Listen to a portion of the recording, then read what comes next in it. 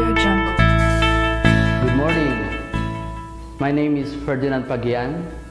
At sa kasalukuyan ay isa po ako sa mga Crown Diamond ng DXN International. Sumali ako sa DXN noong taong 2000, buwan ng December. Pero yung buong December na yon, hindi ko ginawa ang DXN, kundi ang ginawa ko ay puro pagpaplano. Kaya yung action na ginawa ko ay sinimulan ko noong January year 2001. And ang aking trabaho dati ay isa po akong technician at isa akong electrical supervisor sa isang general construction firm. At kumikita po ako doon ng mga 20,000 pesos monthly.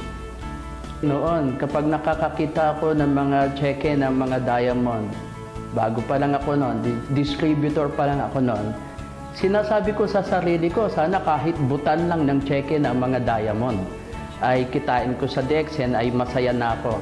Pero nung nag-start diamond ako, sa loob ng 10 months, year 2001, ang cheque na tinanggap ko sa DXN ay pumalo ng 121,000 pesos.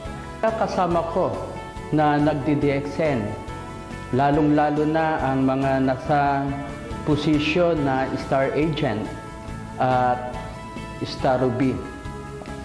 Ang maipapayo ko po sa inyo, dahil sa pagdi-DXN natin, wala tayong boss dito eh. Walang magsasabi sa iyo na dapat gawin mo to, pumunta ka doon, pumunta ka dito ng ganitong oras. Kailangan meron tayong disiplina sa sarili natin.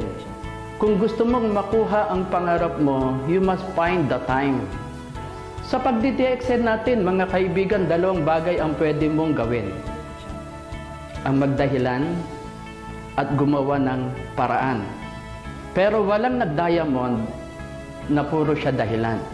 Advice ko sa inyo, mga kaibigan, at umattend kayo ng mga trainings, maniwala kayo sa DXN, dahil iba na DXN, nasa 20 years na tayo.